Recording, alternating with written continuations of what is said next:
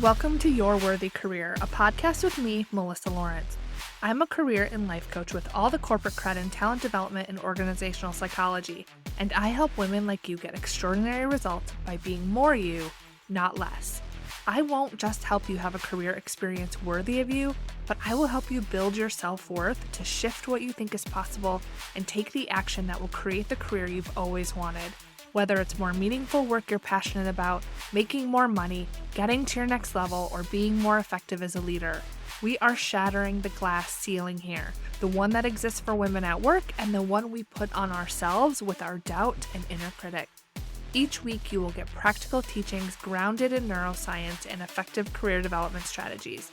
You'll experience deep mindset shifts and the perfect amount of woo so you can run your career with ease rather than your career running you.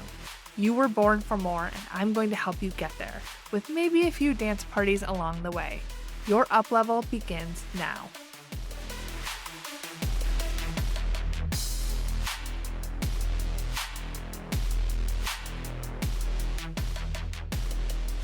Hello, and welcome to this week's episode of the podcast.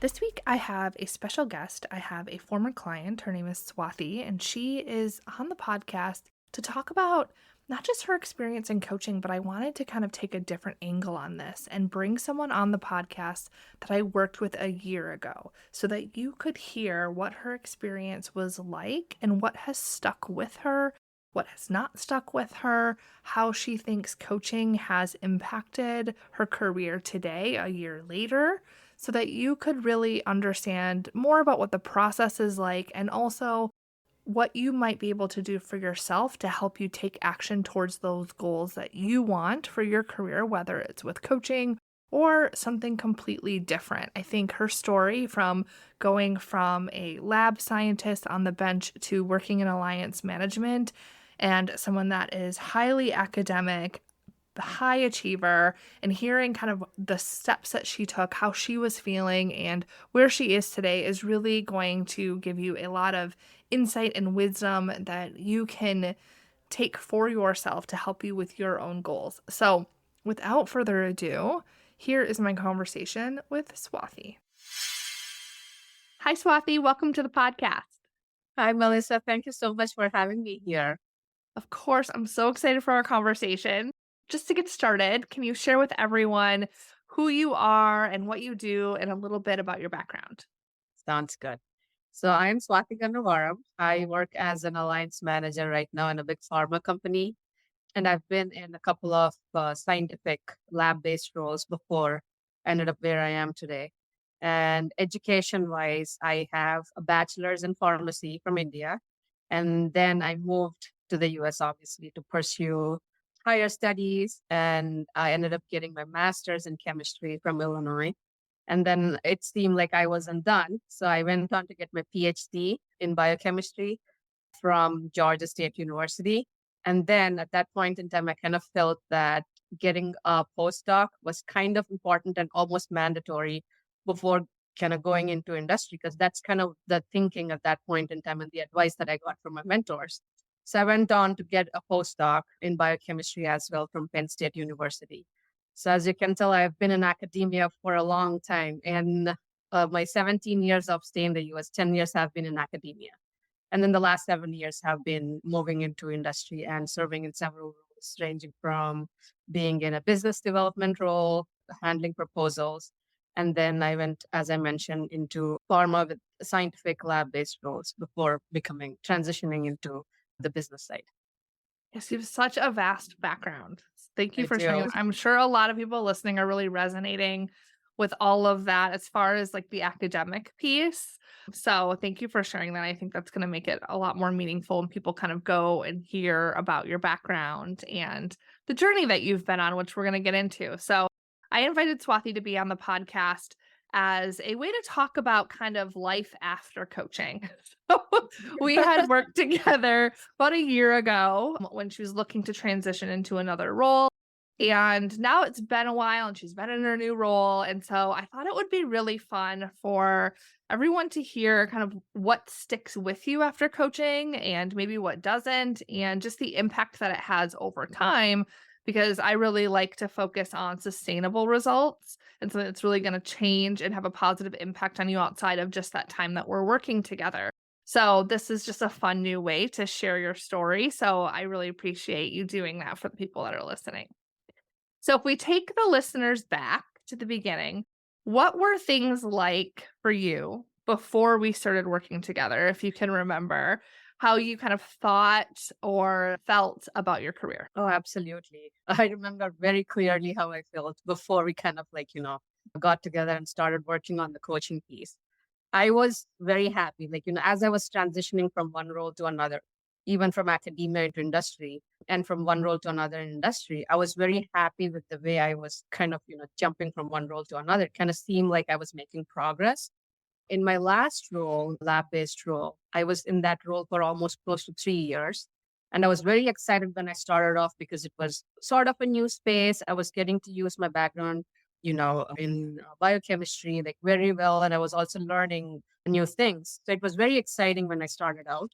The first year, of course, the excitement was there. Second year, a little bit, but I think things started getting a little bit stagnant. And then I think by the time it was almost like third year, and when I kind of approached you, I remember that I wasn't very excited to even like get up and go to work. I felt very stagnant, very stuck. It didn't seem like I wasn't making much progress. It's not that I wasn't a high achiever or I wasn't contributing to the team. It's just that what I was doing was not resonating with where I wanted to be career wise. So that's really what I think pushed me to look for avenues where I can vent and release and get the help that I needed. And also sort of be told that, okay, there are other ways in which you can, think and proceed to get to where you want to. So I think that's kind of how I felt, and glad I was able to like reach out to you, and then we just connected and took things from there. Mhm. And so do you remember if there was a tipping point that made you want to just seek coaching or move forward with coaching? Yes and no. I mean, I think the people that I was working with, the atmosphere, if you will, was, I think, also contributing to my, I guess, a negative space.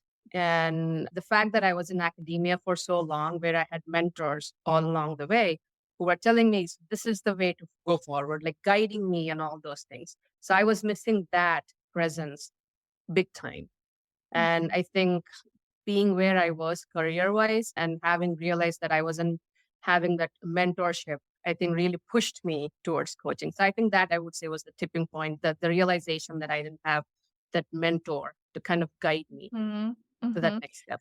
And I know coaching was kind of new to you, like, you had experienced the mentoring piece, but hiring a coach was something that you hadn't done before. So, do you recall kind of what made you make that decision? That you thought, "Okay, instead of finding another mentor, I'm gonna hire this coach to help me." Right. Yeah. That's a great point, Melissa, because coaching was, I guess, relatively new at that time than it is now. And I was obviously unaware of the coaching space and the benefits and the joys coaching brings forth.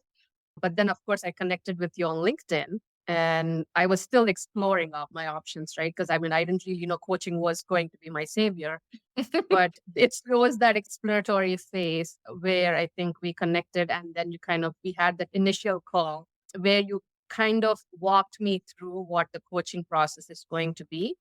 And I think I also have to give myself some credit for being open minded and not just being conservative and reserved about this whole coaching, because it's completely new. I didn't have anyone to talk to about the coaching experience. So I do appreciate a little bit that I was a little open minded about, taking on something that was completely new for me. And I never had any understanding of that.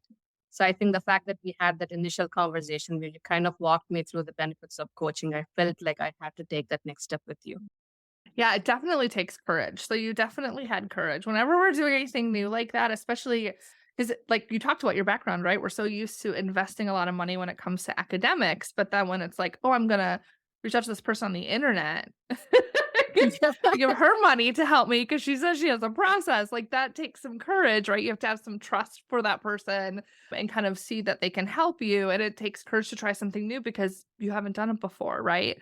There's not a college institution behind my name. So, that definitely takes courage, so you can give yourself all the credit you You honor that and it's well deserved. So by the end of our time together, you had moved from someone, like you said, who had kind of primarily been in the lab and been ready for kind of a pivot into somewhat more of a management or office space. And you have moved into that role. So what has that transition been like for you? Very tough initially, I have to say, because I think in my previous roles, I have kind of done similar things in a very supporting role sort of way, but it was never a primary focus. But then when I moved and transitioned into this business operational role, obviously I was not in the lab. I wasn't even doing like scientific things. Of course, I was like interfacing with the scientists and and the technical scientific people, but I wasn't actively doing that. I had to look at more into the business things and organizational things, if you will. So it was a very tough adjustment, but I'm glad that when I took this role, I still had a few more months of coaching left with you. Because I remember we did have like a lot of conversation, especially around stakeholder management, Mhm. because that was something that I wasn't doing a whole lot in my previous roles, but it was a major piece. I guess the primary important thing in my current role. So I think those initial conversations that we had during our coaching sessions in my new role at that time were very crucial in helping me kind of like settle down in that role and kind of use that knowledge to build forward. Mhm. Mhm. And Yes. how long have you been in your role now? It's a little over a year actually. Yeah. Well, Yeah. congratulations on your year. I knew So it was I about at that survived. point. Yeah. Okay, so what would you say if you look back on that time when we were coaching together and then fast forward to kind of this year of you being in your new role? What would you say is the biggest transformation or change that you've gotten from the coaching process? A lot. I think the biggest things, like I mentioned, was the stakeholder management piece, because that's like a big thing in my role right now. Mhm. And I always like think back to our conversations and how it is very important to kind of establish that communication link and kind of keep that open. Because a lot of the time when you're dealing with different people, the biggest thing obviously is lack of communication or over communication. I think it's always good to over communicate than not, or under communicate. So I think that's one of the big pieces that I kind of learned from our experience together, that always keep that communication link open Mhm. and make yourself as clear as possible when you're dealing with people and understand where they're coming from and what my point of view is. So just keep things transparent and clear by communicating. Mhm. And how does it feel to know that you're in the right job for you? The fact that I'm just happy and excited every day. Yeah, and and you've I'm crossed that year mark, right? Like, 'cause you talked about your I lunch you're did, like, "Okay, yes. year was fine," and then it's kinda sorta going downhill, but you've crossed that now, right? And Y you're not having that downhill feeling. No, I'm not. I think I'm let's see how I can expand my horizon. There's just so much I can learn and do, and I think that's very exciting for me. Yeah. Yeah, and Yeah. that is such a great mindset to have too. Like you talked about being open-minded, but Yeah. having that at work also where you said there's so much you can learn and grow, and Right. within your company, you can always kind of pivot and think the opportunities are really endless as far as what you can do.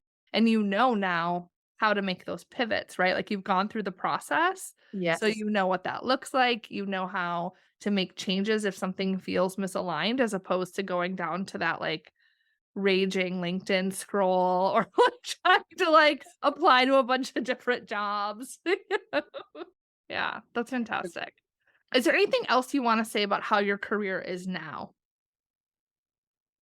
I think just having that growth mindset is really helping me, and not going in thinking that I know everything, and just be able to like make those well, not awkward, but I guess just be open minded to connecting with different people.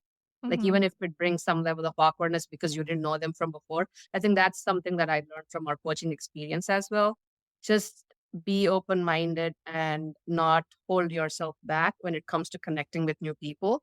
That's something mhm. that I took very seriously. And I have made so many connections that my manager is sometimes surprised as to how many connections that I have made, like in my short stay compared to like others. So that has really helped me in troubleshooting, getting things resolved, or just getting the knowledge and the information we need for certain tasks. So I think just having that mindset, that growth mindset, is very Mhm. important. And I'm able to do that very well in my role. Yeah, and I remember us talking too a lot about expectations. Yes. Like, having a lot of high expectations for other people and then getting frustrated when they're Yeah. not delivering that way, which I think is really common for all the high achievers of like, "This is just a logical way to do it. Why wouldn't you do it that way?" And I think that speaks to your growth mindset also to look at other people and appreciate kinda what they bring to the table, even if they're not meeting those same expectations, and knowing what you can Mhm. manage for yourself versus what you can manage for them just Mhm. is so powerful when you think about how you use that for stakeholder management. Yeah, I tend to do that sometimes, but then I kind of lower my expectations. I'm Like, still guilty of "Eh." doing Yeah, definitely. So, how do you view career development now? Definitely sounds like it's very open-minded. You talked a lot about growth mindset. Is the way that you view development now different than it was before we started working together? I have to say yes, because I think before we started working together, I was very limited in how I was thinking and approaching my career, just because I didn't know what were the options that were available. Definitely, the coaching experience has kind of opened my mind and enlightened me in ways that I wouldn't have if I hadn't gone through the coaching process. And now that I have gone through the coaching process and it's been a year in my role, I feel like I can definitely be my own cheerleader and push for myself if I feel like I have to head in a certain direction, or if I have to learn something or achieve something professionally. I feel like I have a voice for myself, and I'm definitely able to do that now than say before the coaching experience. Mhm. Yeah, and that gets to the next question I wanted to ask you is, so you've moved into this new role in the time that we work together. But if we had never worked together, where do you Mhm. think you would be now in your career? And just, like, the way that you're experiencing your career? Would have been very different, I think.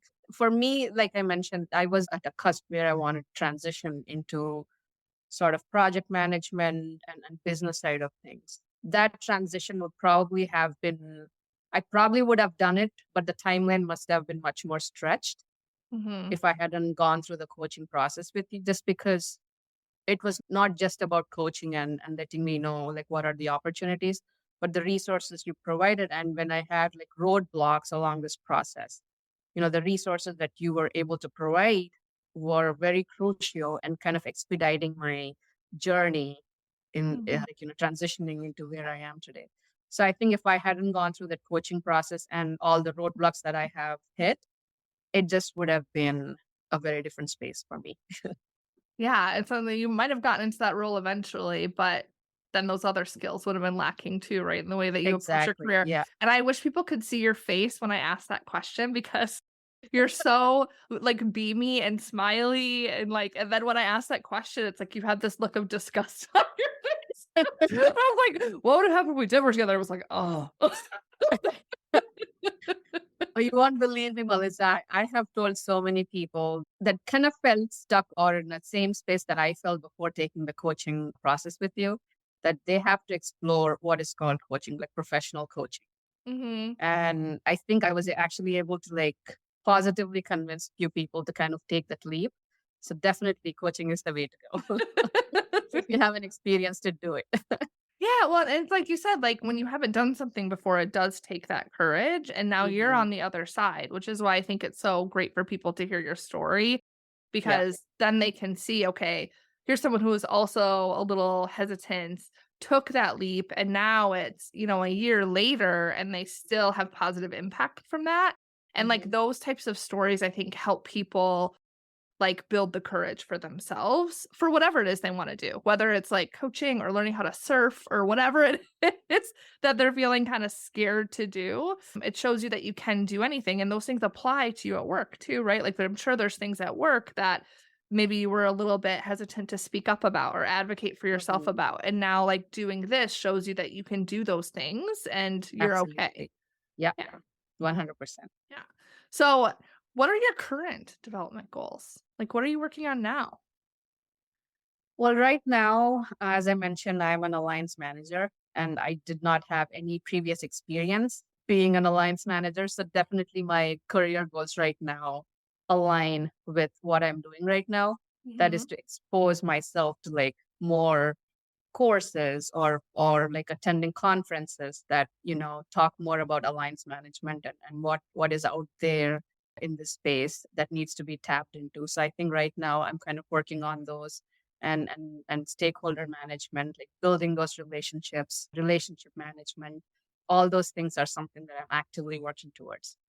Yeah, that is great, like, building that business acumen, and I think you didn't even just say this directly, but what I'm hearing also is or if everyone picked up on this, is that you moved into this role without experience in alliance Mhm. management, right? And I think there are a lot of people that have similar backgrounds as you that are maybe looking to get out of the lab and they might look for something like project management. That seems to be a very logical choice for people to say, I'm going to go get my PMP, right? Or Mhm. something like that to try to get out of the lab. And I think everything you've shared really around stakeholder management, communication skills, and like what you've done to make sure that you're making the right moves for you has allowed you to continue to grow and get opportunities with roles, even when you don't have that experience, right? They're Exactly. trusting that you're able to figure it out when you get there. Absolutely. Yeah. Like, give me chills. Oh my God. So, knowing what you know now, what would Mhm. you say to someone who is maybe feeling stuck in their career or not sure what their best role is or how to get there? Like, what advice would you give them? Well, definitely, I think people are a little more aware now because of social media, obviously LinkedIn. I think when I started out almost like year and a half ago, coaching was just picking up. I mean, it Mhm. wasn't really as established and popular. That's what I feel, at least looking at my social media and the number of people that I talk to that are open to the idea of coaching. So definitely I would say people that are feeling stuck and even listening to your podcast, I feel like, there are like a lot of people out there and they should actively look into coaching. I mean, they could find someone hopefully that mentor within their own organization, and if they're not able to do that, then I think they can always look externally and look what is out there. And coaching definitely can alter the way you perceive your career. And if you're feeling stuck, I think you need that help, whether it's internally through someone that that Mhm. can offer that kind of guidance, or if that's not possible, definitely look outwards. Mhm. Yeah, and I'm hearing you say also, like, owning your development, right? Yes. Like, not just waiting for your boss to help you or whomever to kind of help pave the way for you, but if you're not happy to do something, to figure out Yes. what that looks like, whether that's hiring a coach or getting a mentor or looking for another job if you know that's what you want, but just not kind of sitting and settling with good enough when you can have something different. Absolutely, own it. You said Yeah. it. Own it. Should put it on a t-shirt. Yes. Own it. So I ask everyone that joins the podcast as a guest, Okay. what is a piece of advice that you wish you had earlier in your career? Piece of advice that I had earlier in my career. I wish I was a little more proactive early on. I mean, I guess I ended up being, eventually, but I wish that was some advice that I got. Like, just don't feel shy or don't hold yourself back. If there's Mm, something that you actively want to do, just like reach out. Don't hold yourself back. So that is mhm. something that I would tell, I think, someone that's starting out their career to Yeah. just be proactive and own it. Just go get it. Yeah, take a little bit of that courage. Maybe they can Yeah. get some Yeah. from this Absolutely. episode, right? To go and do Yeah. those things. Yeah, that's Absolutely. great advice. So is Yeah. there anything that we didn't talk about that you want to mention? I think we've kind of touched upon everything, but if I had to reiterate something, I think it's just to having that open mindedness and growth mindset. Because until and unless you have that, I don't feel like you can make progress. So I think just being open minded, courageous, and owning it, you're not making any progress. So I think that's kind of how I would like to end my story. Well, thank you so much for sharing your story. For people that are listening that maybe want to check you out on LinkedIn, connect with you, are you open to that? Absolutely. Okay, and where can they find you on LinkedIn? Just Uh, your name? Swathi Gannavaram. Yeah, I think that should Okay. be. Yeah. Okay. So we'll put a link to it in the show notes so people can easily access And I it can share that. Yeah. and say Yeah. hi to you. Yeah. Yeah. Sounds good. Well, thank you for having me, Melissa. It was a lot of fun talking about my previous experience. Thank you for joining. I'll talk to you soon. Hey there. If you're ready to be in a role you love, I want to invite you to join Beyond the Ceiling, where you're going to stop feeling stuck, know your best career move, get in a role you love where you can have the impact you want to while feeling more confident and earning more with my proven process. Head over to yourworthycareer.com/beyond to get all of the details.